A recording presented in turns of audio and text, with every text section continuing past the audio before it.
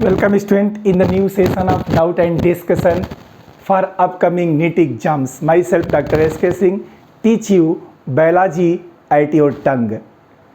Students, previous video lecture में लगातार हम लोग 3 लेक्चर से उन क्वेश्चंस को डिस्कस कर रहे हैं जो क्वेश्चंस मोस्ट प्रोबेबल क्वेश्चंस है और ऐसे क्वेश्चन जिसकी संभावनाएं हैं अपकमिंग नीट एग्जाम में आने की, जो प्रैक्टिस किताबों से नहीं हो सकती, उसमें एरर रह जाता है, थोड़ी बहुत निगेटिव होने के चांसेज होते हैं, वो सब खत्म हो जाएगा जब मैं क्वेश्चंस को बोलूँगा, आप सुनेंगे, आप इसको सॉल्व करेंगे। मेरी कोशिश, सपना आपका डॉक्टर बनने का with more than 700 marks in NEET exam and more than 350 marks in biology sure आना चाहिए हर हाल में। और ये सिर्फ 9 डेज की प्रैक्टिस है। 3 डेज हो चुका, आज 4th लेक्चर में हम लोग आ गए, 4th सेशन में।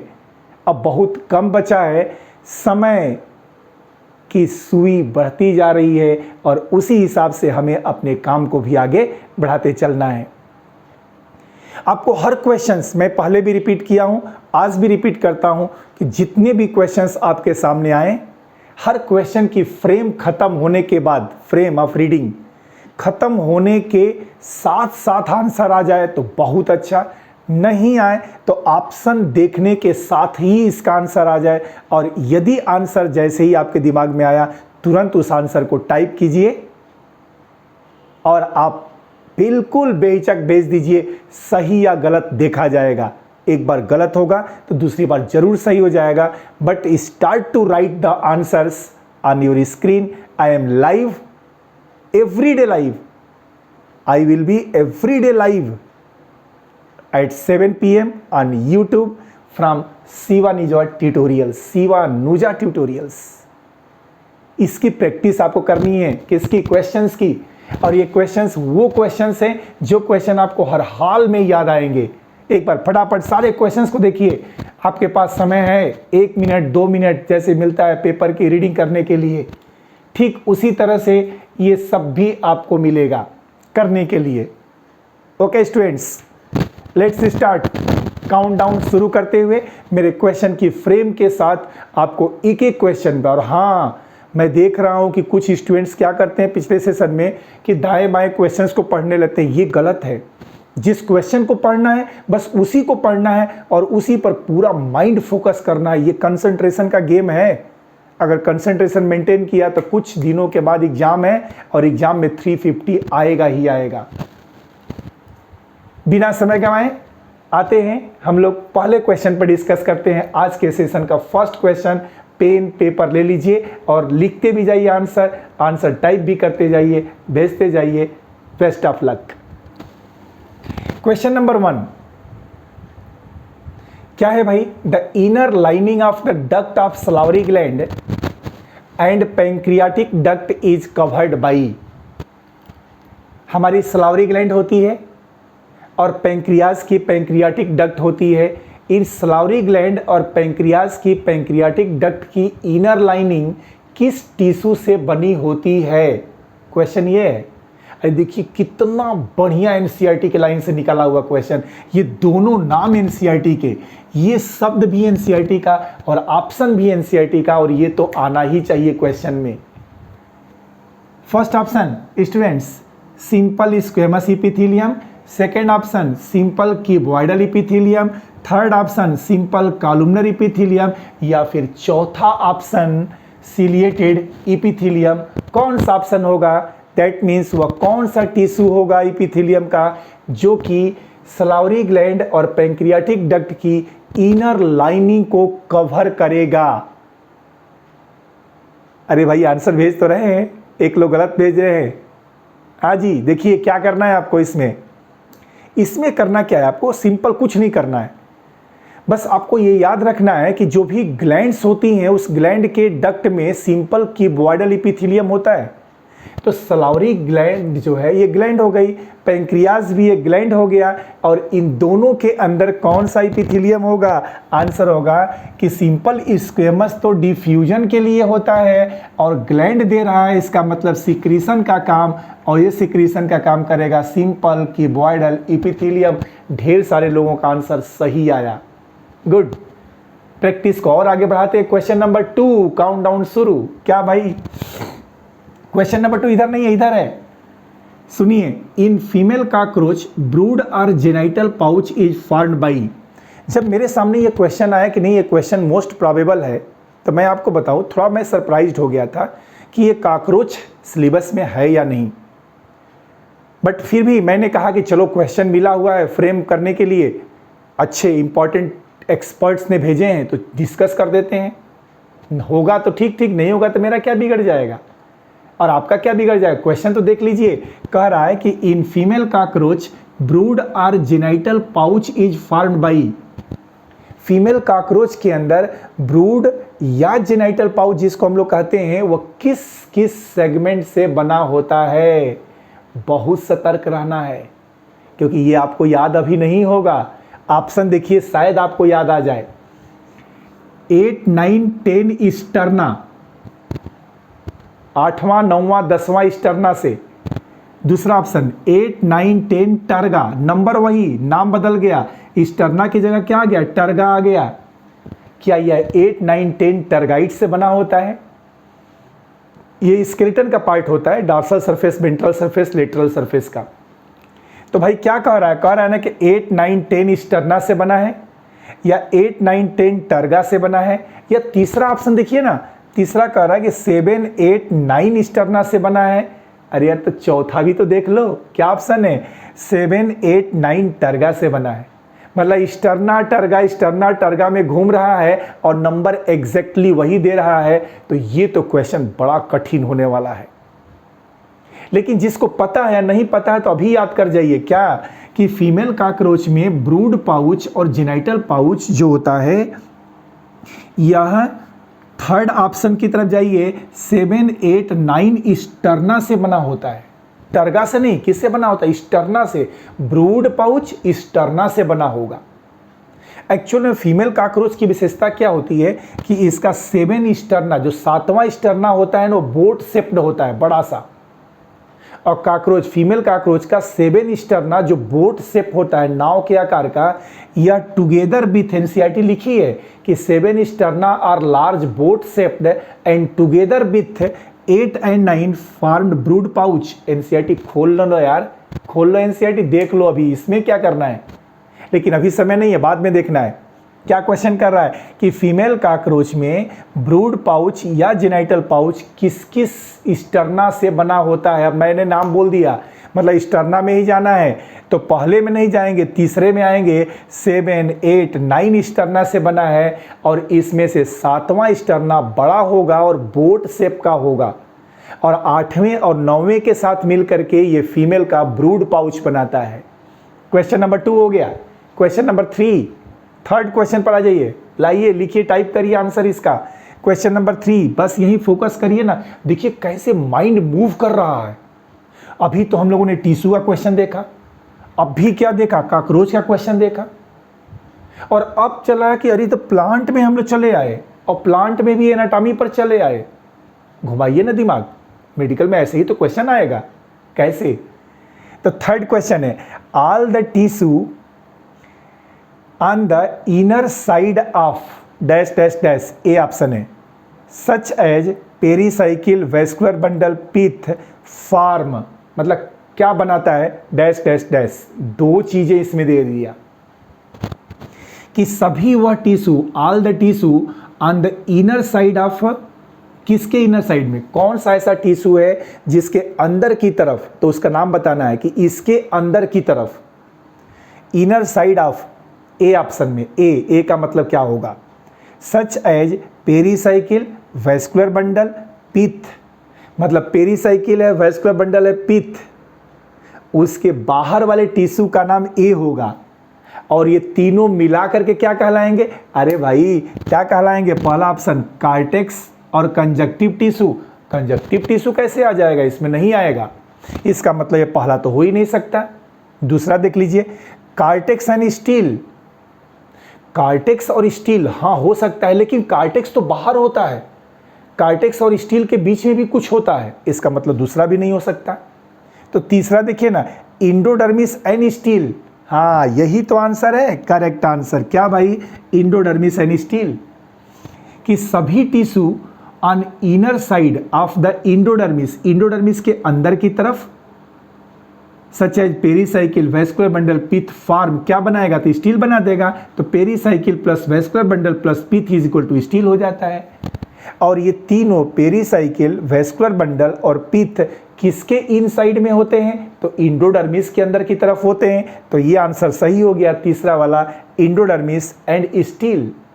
इंडोडर्मिस के सारे टिश्यू मिल करके स्टील बनाते हैं, ये क्वेश्चन कह रहा है। प्लांट एनाटॉमी का है भाई। ओके बिल्कुल, कुछ लोगों का आंसर सही है। क्वेश्चन नंबर 4 पर आ जाइए। और दिमाग हिला दिया, चूड़ी कस दिया दिमाग का, तनावग्रसित स्टूडेंट रिलैक्स हो जाइए और पढ़िए क्वेश्चन क्या कह रहा है। इन इंडिगोफेरा, मुलेठी, belladonna, ashwagandha, petunia, tobacco, aloe, colchicine, नाम दे दिया है कुछ पौधों का ये, और कह रहा है कि select the number of medicinal plants. In example में से आप मेडिसिनल प्लांट को सेलेक्ट करिए कि कौन सा प्लांट मेडिसिनल प्लांट है।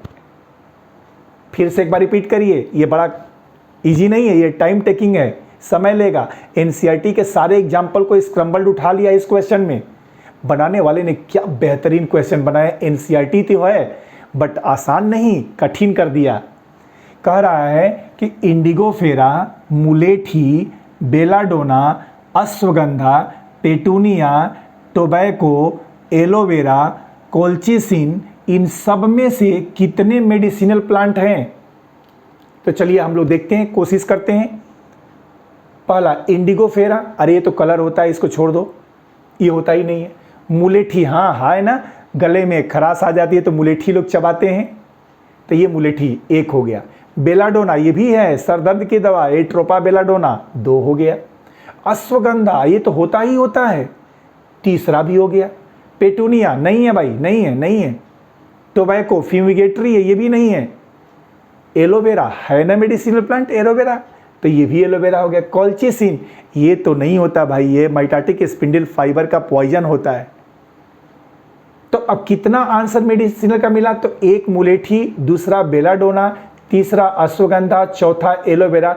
टोटल दिए गए नामों में से 4 ऐसे पौधे हैं जो मेडिसिनल प्लांट की कैटेगरी में आते हैं, तो आंसर 4 ही होगा ना। तो देखिए पहला ऑप्शन 3 दिया है, दूसरा 4 दिया है, तीसरा 5 दिया है, चौथा 6 दिया है, तो कितना आंसर होगा, कितने मेडिसिनल प्लांट इसमें है। आंसर है ये वाला सही है कि इस दिए गए ऑप्शन में से 4 प्लांट मेडिसिनल प्लांट के हैं। ओके स्टूडेंट्स, चौथे के बाद से अब 5वां 6वां इधर है, 5th एंड 6th, 7th यहाँ पर है, 8th नीचे की तरफ है। खतरनाक है, दिमाग घुमा रहा पेपर की तरह से, पहला इधर, दूसरा उधर, तीसरा इधर, फिजिक्स, केमिस्ट्री, बायोलॉजी ऐसे करके स्क्रम्बल्ड कर दिया। वही चीज़ है।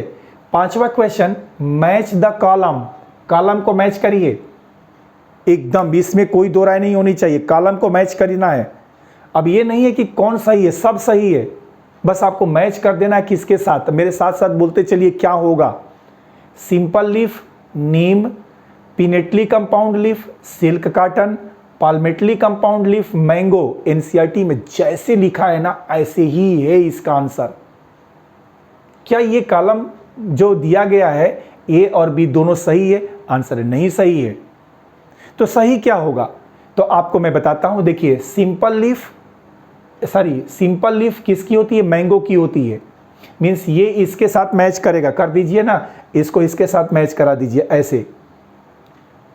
मीन्स सिंपल लीफ किससे पाई गई? सिंपल लीफ पाई गई मैंगो में। अब आइए दूसरा केस देखिए, पिनेटली कंपाउंड लीफ। पाल्मेटली नहीं कह रहा, पिनेटली, नुकीली। तो नुकीली का लीफ पिनेटली वाली किस में होगी? नीम में होगी। तो अब देखिए ये दूसरे वाले का पहला ऑप्शन हो गया। अब तीसरा बचा, तो तीसरे के बारे में सोचना क्या है। तीसरा पाल्मेटली कंपाउंड है, तो सहतूत की पत्ती तो होती है, तो ये क्या हो जाता है भाई, सिल्क कॉटन, ये पाल्मेटली कंपाउंड हो गया। मीन्स सिंपल लीफ मैंगो की, पिनेटली कंपाउंड लीफ नीम की, और पाल्मेटली कंपाउंड लीफ सिल्क कॉटन की। हो गया ना मैच। अब जैसा दिया होगा सेलेक्ट कर लीजिए उसको। क्वेश्चन नंबर 6 पर आ जाइए। छठवें क्वेश्चन को देखिए ना। छठवां क्वेश्चन क्या कह रहा है, कह रहा है इसको भी मैच करिए। बाप रे बाप, कितना मैच करे, बहुत मैच करने वाला आने वाला है क्वेश्चन इस बार। पिछले बार भी आया था मैचिंग वाला, टाइम किलिंग। यहां भी देखिए प्रैक्टिस में क्या है। क्वेश्चन नंबर 6 कह रहा है कि सेसबानिया लिलियेसी मैच कराना है सबको, सबके साथ। बहुत खतरनाक क्वेश्चन है ये, लगा के तो देखना। Sesbania Liliaceae, Datura Fabaceae, Belladonna Solanaceae, Asparagus Leguminosae. क्या ये सही मैचिंग है? आंसर ये मैचिंग सही नहीं है। तो सही मैचिंग इसकी क्या होगी, बात तो आएगी ना। तो सुनिए, सही मैचिंग होगी, सेसबानिया एक फोल्डर होता है और ये सेसबानिया फेबेसी का मेंबर होता है। सेसबानिया किसका मेंबर है? फेबेसी का। एनसीईआरटी लिखी हुई है, एनसीईआरटी का आंसर है। सेसबानिया किसका मेंबर हुआ? फेबेसी का। चल भाई, मान लिया आपकी बात। धतूरा, धतूरा जो होता है हेलुसिनोजेनिक, धतूरा जो होता है सोलेनेसी का मेंबर है। बेलाडोना, बेलाडोना तो एकदम सही मैच है, बेलाडोना तो एकदम सही मैच है, ये सोलेनेसी का ही है। इसका मतलब धतूरा भी सोलेनेसी का है और बेलाडोना भी क्या है? सोलेनेसी का है। बेला अश्व पर टोबैको सब्जी लेने चली, this is the tricks to learn all the examples of family Solanaceae.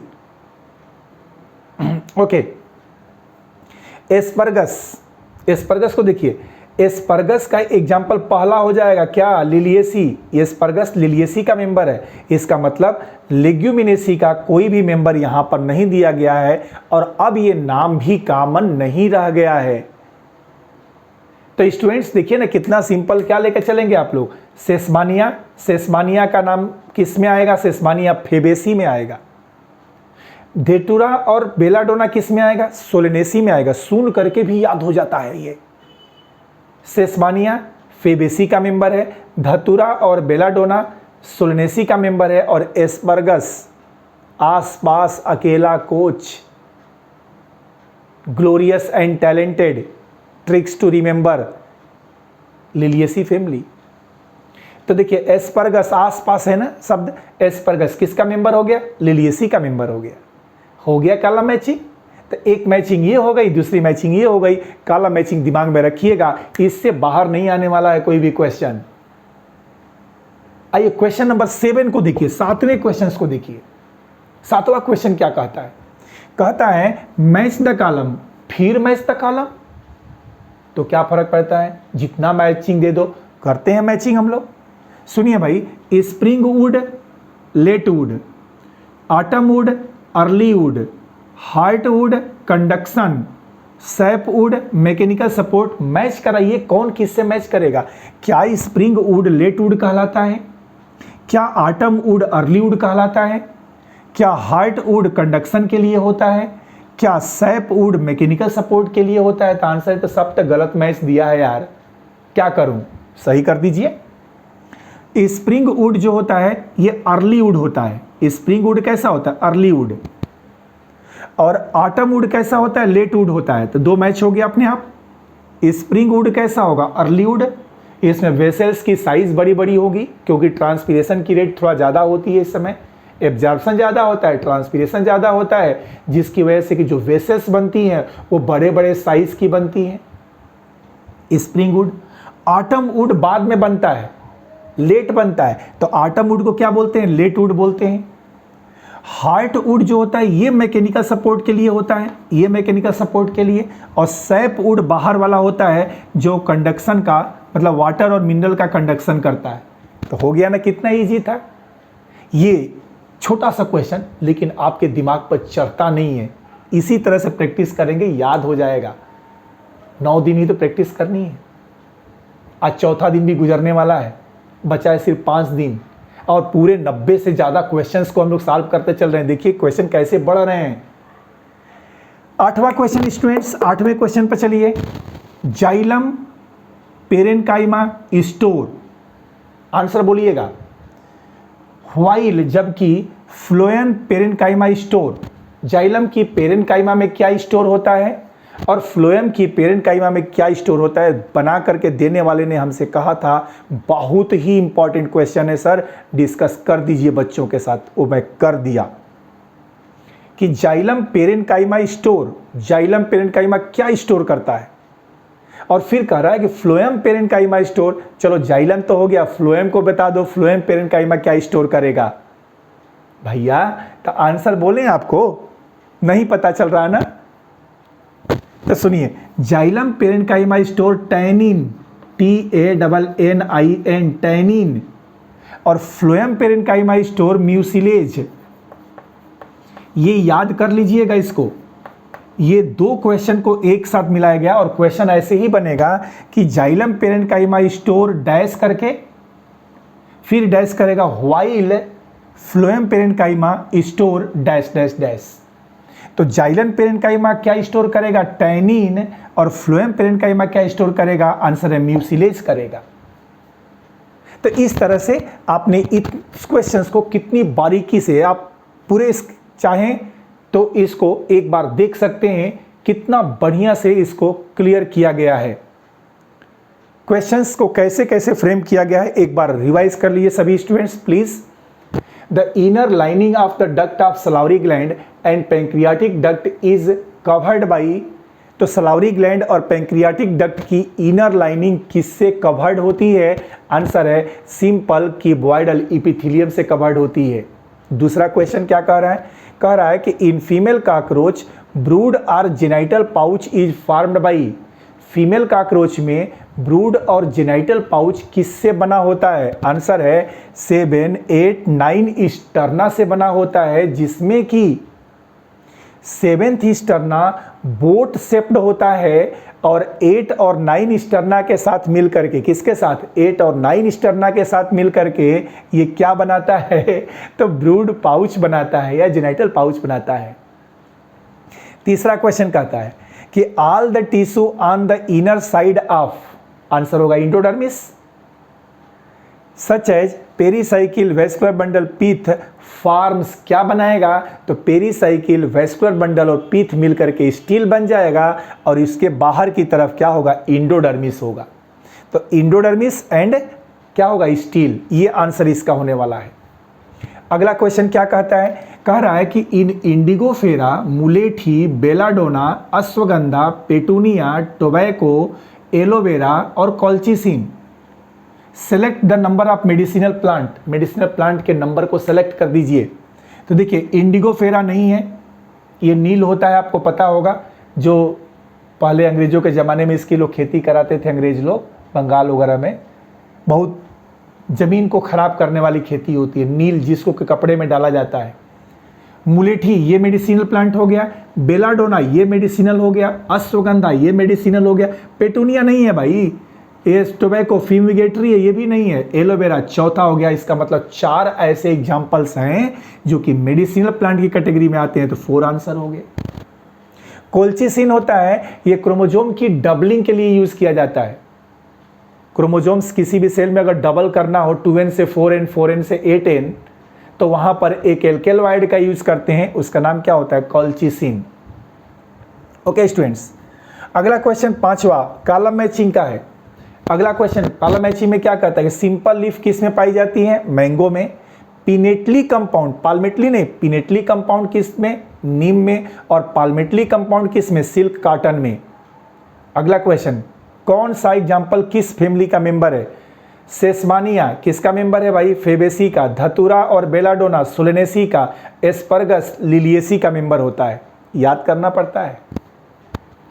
अगला क्वेश्चन, इसका भी कॉलम मैचिंग की केस है कि स्प्रिंग वुड अर्ली वुड होता है, ऑटम वुड लेट वुड होता है, हार्ट वुड मैकेनिकल सपोर्ट के लिए होता है, SAP would conduction of water और मिनरल के लिए होता है, और लास्ट क्या दिया गया है कि जाइलम पेरेन्काइमा स्टोर क्या चीज़ को, टैनिन को, और phloem parenchyma store mucilage student, ये क्वेश्चन था। And wait for the first step, पहले स्टेप के साथ आप आगे बढ़ेंगे। लेकिन हाँ जी, तो आप देखिए इसको, ये क्वेश्चन की प्रैक्टिस हम लोगों ने कर लिया। अब हम और एक इंपॉर्टेंट टॉपिक के क्वेश्चंस को आपके सामने रखने जा रहे हैं, और हमें उम्मीद है कि इस टॉपिक को आप लोगों ने बहुत जी जान से लगा करके पढ़ा होगा, और उसमें भी हमको लगभग 10-12 क्वेश्चंस फ्रेम हुए, बहुत बेहतरीन मॉडल पेपर के रूप में मिला हुआ है, जो आपके साथ डिस्कस करना है आज के लेक्चर में।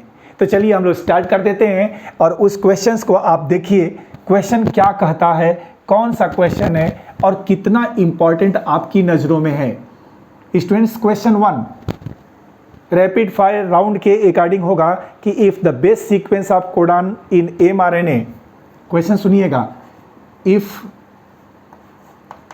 द बेस सीक्वेंस, आंसर आना चाहिए लिखते लिखते, बेस सीक्वेंस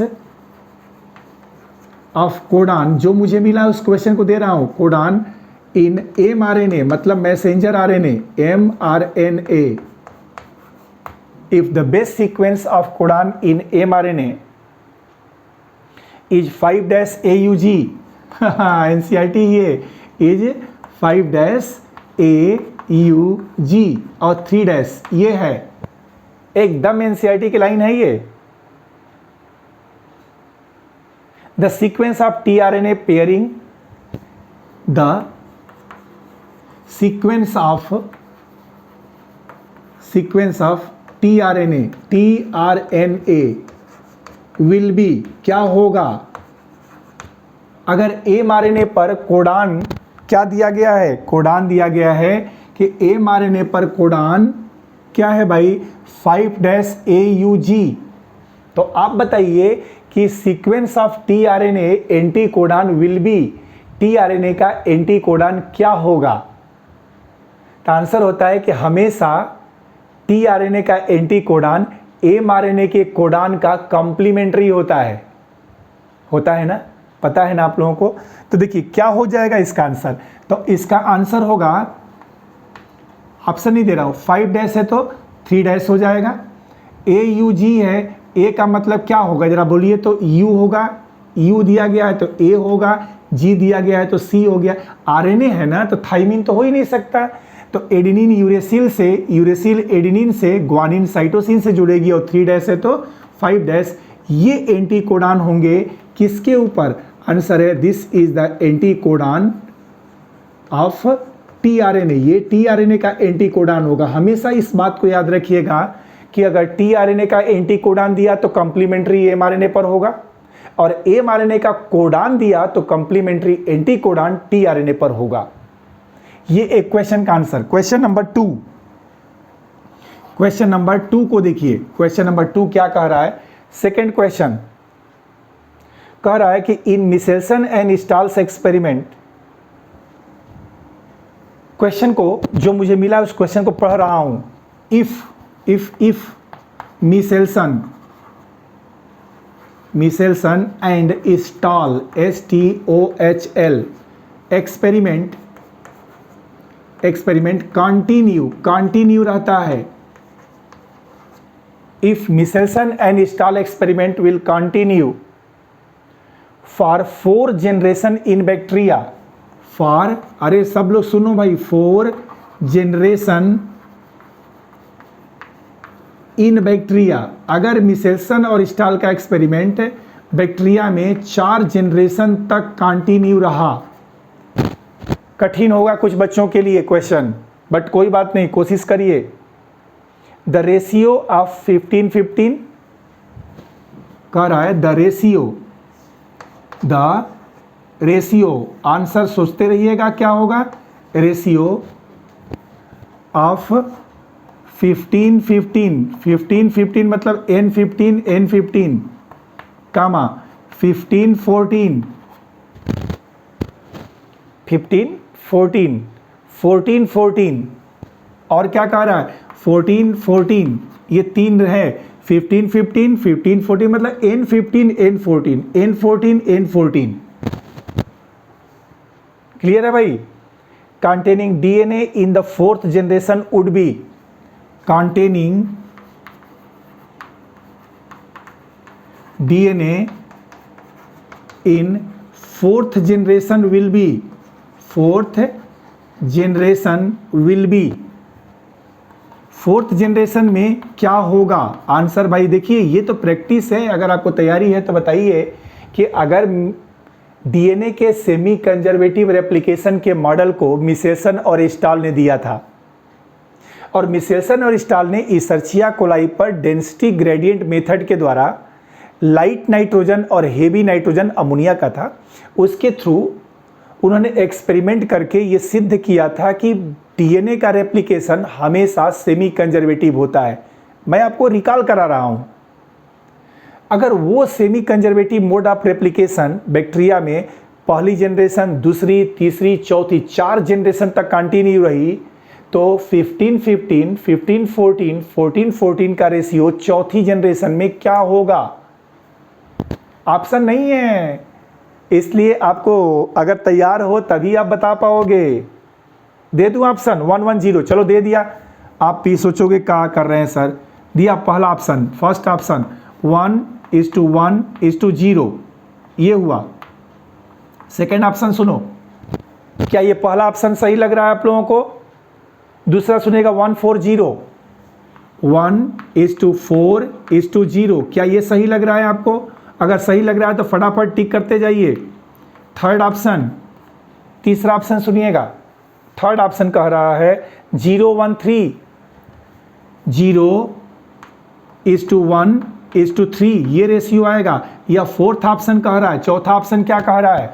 चौथा ऑप्शन कह रहा है कि 0:1:7 ये होगा, 0:1:7। कौन सा रेशियो होगा? किस चीज के बारे में? 15-15 का 0 हो जाएगा। क्या हो जाएगा? 0।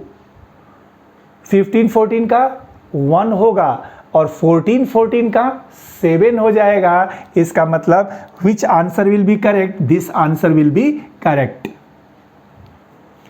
15-15, 15-14, 14-14 कंटेनिंग डीएनए का जो फोर्थ जनरेशन में रिजल्ट आएगा वह 0:1:7 का होगा।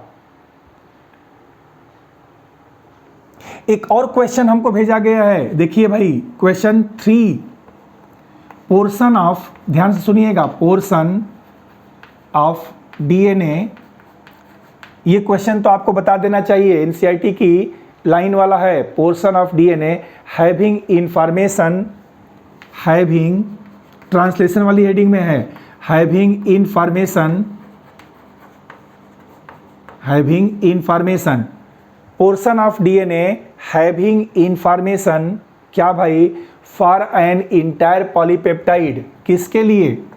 फॉर एन इंटायर पॉलीपेप्टाइड, पूरे पॉलीपेप्टाइड के लिए। INTIRE, इंटायर पॉलीपेप्टाइड इज, वह है क्या? डीएनए एक मॉलिक्यूल है। अब ऐसे समझना, ये डीएनए का एक मॉलिक्यूल हो गया है ना। तो इस डीएनए का एक ऐसा सेगमेंट होगा जिस सेगमेंट के अंदर एक प्रोटीन, मतलब एक प्रोटीन के पूरा बनाने की इंफॉर्मेशन होगी। तो डीएनए के उस सेगमेंट को हम क्या कहते हैं? जिसमें एक पॉलीपेप्टाइड बनाने की पूरी इंफॉर्मेशन स्टोर होती है। क्वेश्चन यही कह रहा है। रिपीट कर लीजिए एक बार क्वेश्चंस को। ऑप्शन दे दूं? चलो भाई दे देता हूं मैं। सिस्ट्रान, दूसरा रेकान, तीसरा म्यूटान, MUTON, म्यूटान, और चौथा भी ऑप्शन मांग रहे हो आप लोग, ओपेरान ले लो। चौथा ऑप्शन क्या है? ओपेरान। चौथा ऑप्शन ओपेरान है। सोचिए जल्दी से कि डीएनए का वह पोर्शन जिसके अंदर एक पॉलीपेप्टाइड चेन की सिंथेसिस का सारा इंफॉर्मेशन प्रेजेंट होता है, वह क्या होता है? तो that is the structural unit. क्या होती है? सिस्ट्रान की होती है। एक डीएनए का वह सेगमेंट जिस सेगमेंट में पूरे पॉलीपेप्टाइड के सिंथेसिस की क्षमता है उस सेगमेंट का नाम क्या होगा? सिस्ट्रान। इस सिस्ट्रान को मैं आपको बता दूं कि हम लोग स्ट्रक्चरल यूनिट भी कहते हैं। जब कभी भी आप स्ट्रक्चरल जीन के कॉन्सेप्ट को पढ़ेंगे ना तो सिस्ट्रान का नाम ऑटोमेटिकली आ जाता है।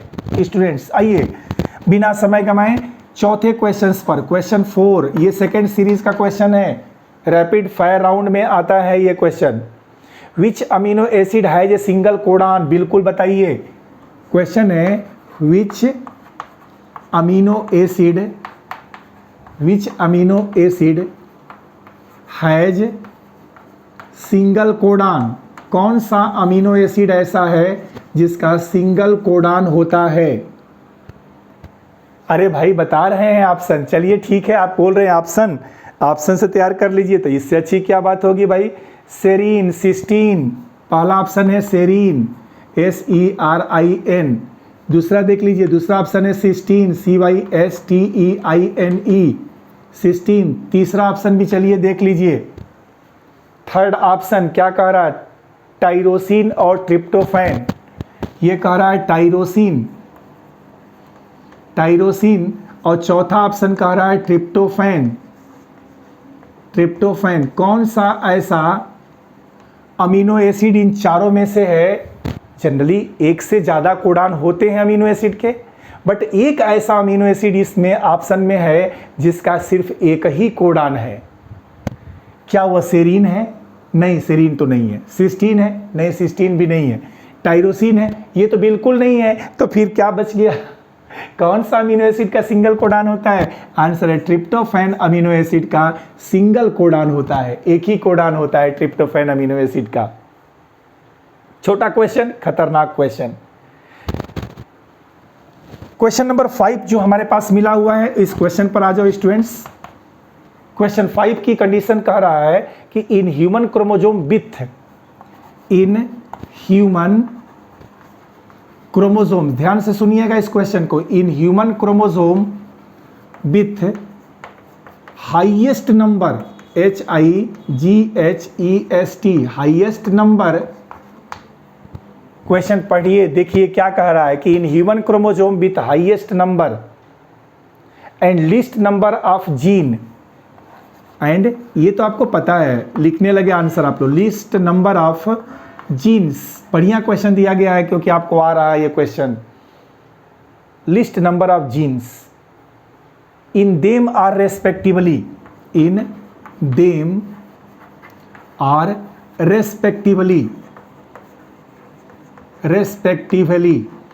बोलिए भाई, ह्यूमन के क्रोमोसोम में से कौन सा ऐसा क्रोमोसोम है जिसमें सबसे ज्यादा जीन और किसमें सबसे कम जीन पाया जाता है? चलिए ऑप्शन बोल दूं, चलिए ठीक है लिख दीजिएगा। 21 एंड वाई क्रोमोसोम। दूसरा सुन लीजिए, मतलब 21वां जो क्रोमोसोम्स और वाई क्रोमोसोम। दूसरा 1 एंड एक, पहला क्रोमोसोम एंड एक्स क्रोमोसोम। तीसरा भी ऑप्शन बोल देते हैं, ऑप्शन के थ्रू सेलेक्ट कर लीजिए। 1 and Y chromosome number 1 and Y chromosome. चौथा ऑप्शन भी देख लीजिए, कौन सा क्रोमोसोम है? आंसर है एक्स एंड वाई। एक्स में सबसे ज़्यादा, वाई में सबसे कम। कैसे बताना है? सबसे ज़्यादा किस में जीन है और सबसे कम जीन किस में है। तो इसमें आप देख रहे हैं ना कि 21 जो 21वीं जोड़े का क्रोमोसोम हमारे बॉडी में होता है, क्या उसमें सबसे ज़्यादा जीन होता है और वाई में सबसे कम होता है? तो ये तो आपको पता है ना कि वाई में सबसे कम होता है, तो ये तो समझ में आ गया वाई। लेकिन 21वें में सबसे ज़्यादा नहीं होता, तो मतलब पहला नहीं होगा। 1 एंड एक्स में तो सबसे कम होगा ही नहीं, तो दूसरा ऑटोमेटिकली कट गया। 1 एंड वाई, देखिए ध्यान से, 1 एंड वाई आ गया आंसर। क्रोमोसोम नंबर 1 पर मैक्सिमम जीन और वाई पर मिनिमम जीन पाए जाते हैं।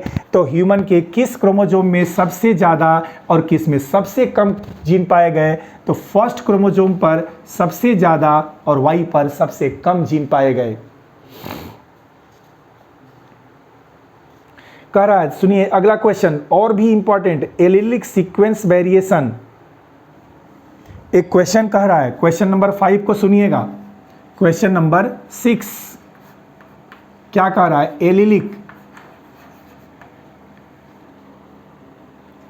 एलिलिक सीक्वेंस, एलिल का जो सीक्वेंस है उसके बारे में कह रहा है कि allylic sequence variation with more then, allylic sequence variation with more then, allylic sequence variation with more then क्या भाई, 0.01 फ्रीक्वेंसी इज मोर देन कितना, मोर देन 0.01 फ्रीक्वेंसी इज, अगर एलिलिक सीक्वेंस का वेरिएशन, एनसीईआरटी की लाइन ही तो है ये, और एक हेडिंग इसका आंसर है कि allylic sequence variation with more then 0.01 frequency is क्या कहलाएगा, इनकम्प्लीट डोमिनेंस।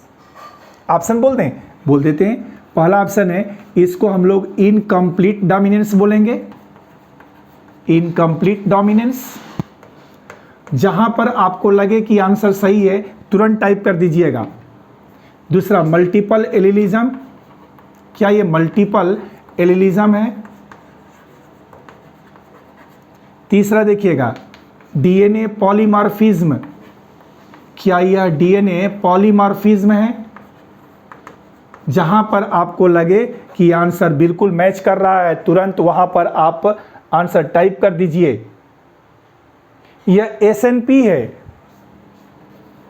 एसएनपी,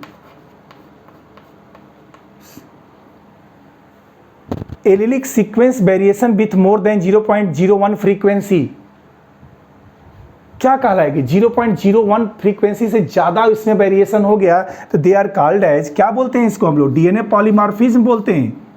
इसी का तो नाम डीएनए पॉलीमॉर्फिज्म है। This is the correct answer, DNA polymorphism. एक क्वेश्चन है, ट्राई करिए आप सब लोग, शायद आपसे लग सके ये question. Which one of the following, which one, इसको मैं हटा देता हूं, ये तो हो चुका है। विच वन ऑफ द फॉलोइंग, जो नीचे दिया गया है, इसमें थोड़ा कठिन क्वेश्चन है बट आप कर सकते हैं अगर एनसीईआरटी याद होगी तो। Which one of the following act as catalyst in, act as catalyst in, act as catalyst in. नीचे दिए गए कुछ ऑप्शन से आपको बताना है कि बैक्टीरियल सेल में कौन कैटलिस्ट का काम करता है। बैक्टीरियल सेल, सुनिए भाई, पहला ऑप्शन क्या कह रहा है इसमें, फर्स्ट ऑप्शन कह रहा है एचएनआरएनए, एचएनआरएनए। ओके भाई, दूसरा ऑप्शन सुनिएगा, सेकंड 23S rRNA,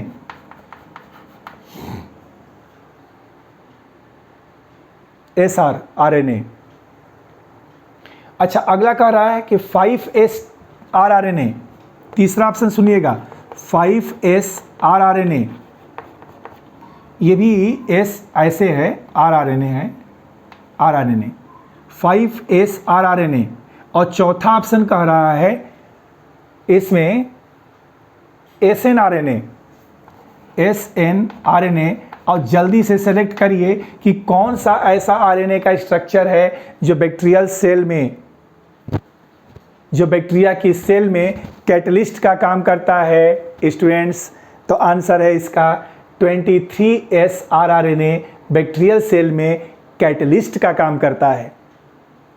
स्टूडेंट्स, ये रहा इस सेशन का इंपॉर्टेंट। अगले सेशन को मैं बोल करके आपको जा रहा हूं, अगले सेशन जो आएगा नेक्स्ट 5th में वो इन्वायरमेंटल इश्यूज के क्वेश्चंस हैं। तो आप एक बार उसको पढ़ करके रहेंगे तो आपके लिए और बेटर ऑप्शन मिलेगा, क्योंकि उसी से रिलेटेड हमारे पास क्वेश्चंस आए हुए हैं। आज के सेशन का ये इंपॉर्टेंट, और जज yourself, test yourself, evaluate yourself, how much you are prepared for upcoming NEET exams. If you find any weakness, then remove it. Make your strength. Read constantly, focus on the contents, and do practice with me. Myself, Dr. S.K. Singh, teach you biology at your tongue from Sivanuja Tutorials. Search Sivanuja Tutorials on YouTube and come with me at 7 p.m. every day on YouTube channel.